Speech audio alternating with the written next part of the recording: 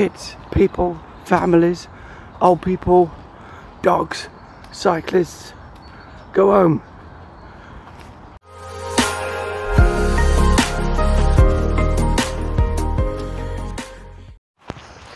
Morning campers, how the devil are you? You find me on another walk, of course, Sunday, roughly halfway through January, and thought I'd try a little bit of a different route today.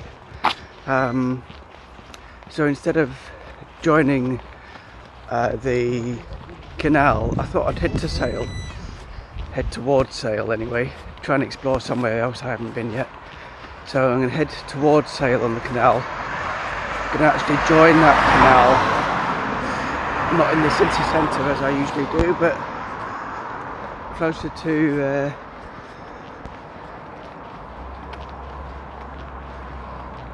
about halfway down where I normally go.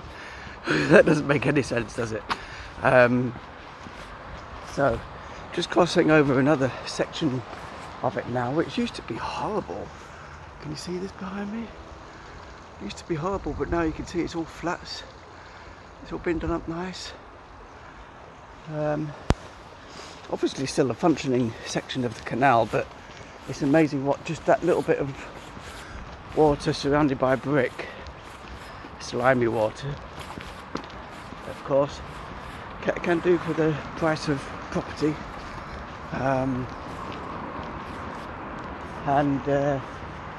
Look, got their own little shop and everything.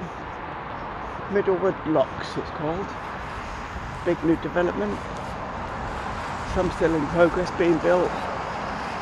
But wow, it's just flats popping up everywhere at the moment.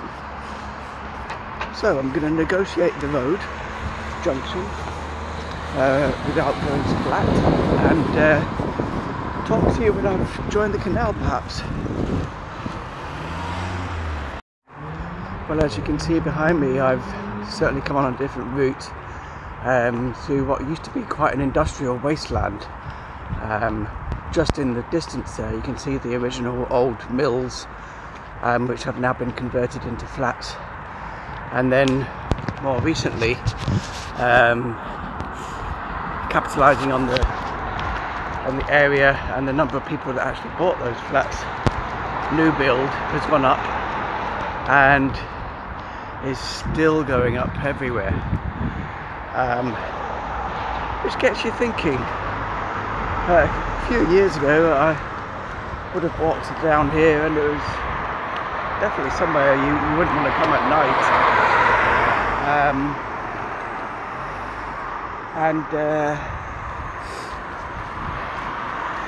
And so, you know, obviously it's next to the canal, the river isn't too far away. It's very noisy here. Let me cross this road. Yeah, this is the main road, the Chester Road, I believe it's called, part of the town. Yeah, so there we go. Anyway, so it does make me wonder, and it reminded me, I thought, you know, if you're going to buy one of these expensive converted mill flats, you know, especially if it's higher up or something like that, then they're going to cost a lot of money. There must be a lot of, or before the lockdown at least, there must have been quite a big boost in jobs and the economy in Manchester. Obviously that's evident, but what are they all doing, these people? What jobs do they do? Are they all just sat in telesales places, phone lines? Is it the BBC that moved here a few years ago to Salford?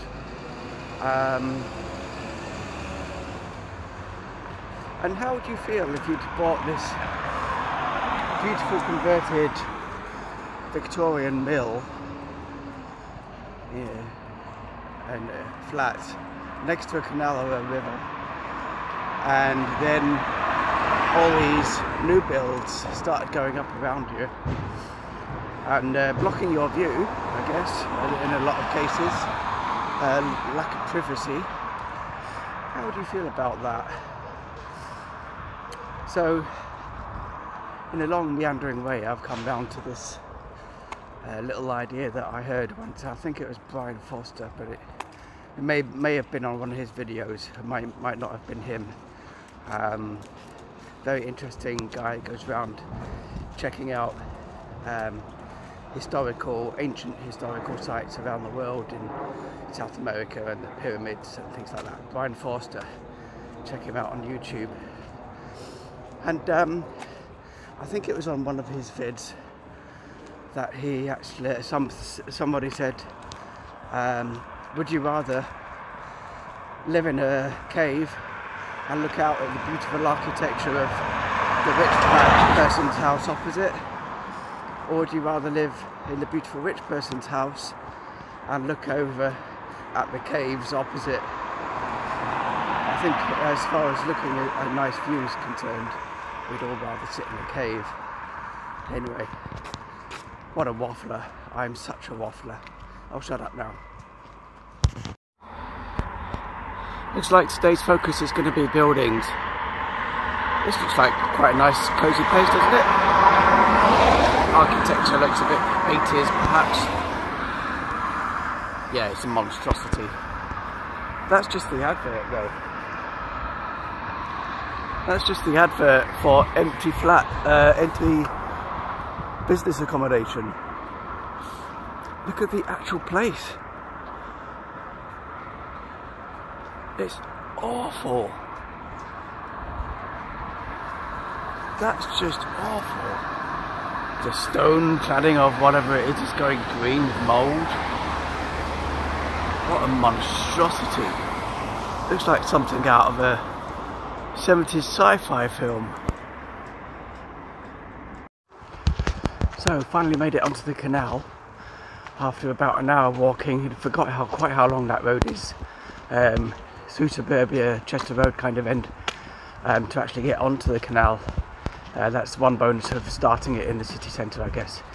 Hardly passed anyone on the street, and I'm going to have to make this really quick because there's runners, joggers, cyclists galore on this canal path. It's a Sunday, I guess, and it's just ridiculous. Hardly any moment to actually record anything. Joggers just went past, cyclists coming past now. Got walkers ahead of me just about to come past, and another cyclist. Crazy, absolutely crazy. I guess it is the main stretch from Manchester to Sale. I guess it's not. Yeah, not really conducive to collecting my thoughts and giving my spiel about stuff. So I don't know. Quite tired today because of that long walk. 8 miles the other day, a couple of days ago. It's a rubbish walk. Not rubbish, but you know, we talk about litter and stuff. So try and keep it shorter, a bit shorter today. It is 12 at the moment, and I'm hoping to get home reasonably early in the afternoon so that I can cook a nice dinner, get some roast potatoes, pie, gravy, veg, and a couple of other jobs that I've got to do at home. So I might not make it too much further, might not even make it to Sale today. I might turn off right or left beforehand, possibly come back through Charlton, and that would be a nice little new route to explore if I'm able to do that. Okay, right. We will get back to all the other discussions, I'm sure. Quick, brief moment on the street. Wow, decided to come off the canal. Too busy on there. It's actually quite busy on this street. This is Stratford Road, I guess. Heading into Charlton. Very busy. Lots of people, lots of traffic. Where's everyone going? I know it's Sunday, there's meant to be a lockdown on. Just goes to show. Government makes stupid rules about masks in shops and all this kind of stupid, ridiculous stuff without even any proof that masks work.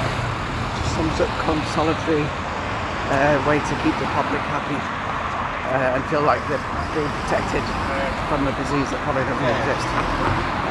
And yet here we all are, thousands of people, not just hundreds, have passed thousands of people today. Okay, maybe slight exaggeration, hundreds literally hundreds of people, as you can see behind me, milling around, walking, obviously meeting with other people from other families, other households.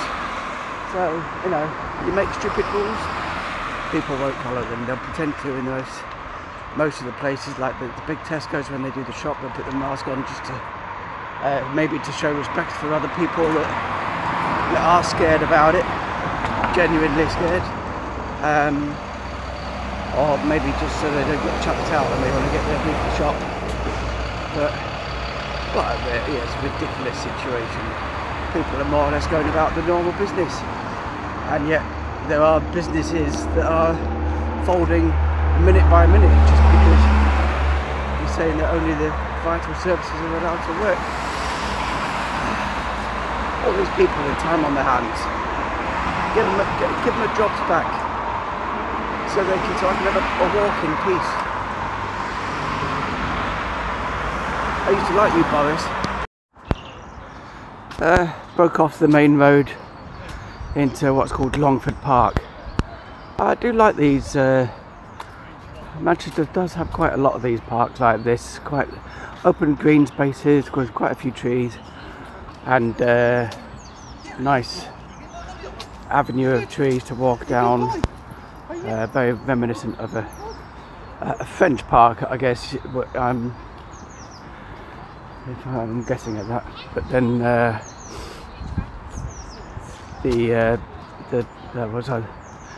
I was in one the other day. Where was I?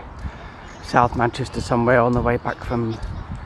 I headed out towards Ditchbury, didn't I? And there was a park there. I can't remember the name of it. But yeah, nice. But again, full of fucking people. Fuck off, all of you. Kids, people, families, old people, dogs, cyclists. Go home.